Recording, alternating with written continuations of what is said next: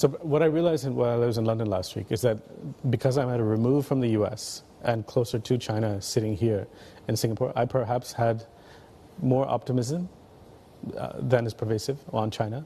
And then also perhaps I had a view that last week's results would be a little bit closer than they turned out to be.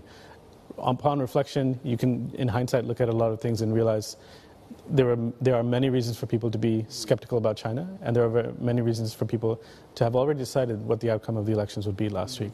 So those are two insights I had. Now, on China, I do feel it's deeper and more profound than something short-term. Whether you look at the FII outflows from China last month, or you just speak to investors who have zero allocation to China, or they had some, and they are in the process of taking it down to zero. If you look at China-focused strategies, look at ETFs and indices, they're becoming Asia ex-China, or emerging markets ex-China. That seems to be continuing. Mm-hmm. Now for us, because we are allocating more, and we've been doing a lot of work, and we are allocating more resources and time and people to China, for us it's helpful because we do see opportunities. Sherry Kang just made an absolutely fascinating observation in her report, and she said that South Korean retail investors are allocating more towards Indian ETFs.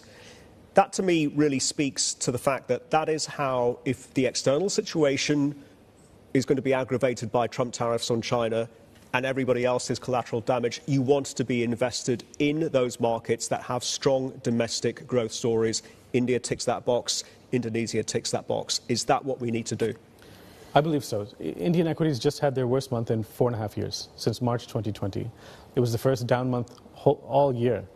The first 9 months of the year were in green, first down month in 12 months. And if you look from the end of March last year to the end of September this year, in 6 quarters the index was up, the benchmark was up 60%. And because the rupee was stable, foreign investors also preserved those returns. It's not like before that local investors got one return, the rupee weakened, so foreign investors got another return. Foreign investors also got a 60% return. Now you've had 1 month of a correction, which I feel has been healthy. The benchmark moves mask a lot of volatility underneath. We have had a brutal earnings season in India thus far. However, there are signs of hope. If you look at the hospital sector, where we are overweight, the larger companies there have delivered very good earnings. If you look at some of the domestic-facing companies beyond staples, companies focused on the higher end, they've done well. Lower end is done worse. Now, this is a difference in how the market is structured and how companies are delivering over the last 20 years.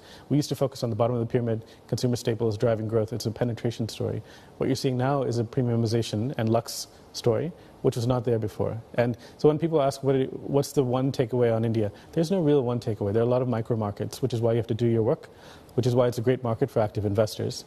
And we think that this recent downturn in the market is actually quite healthy.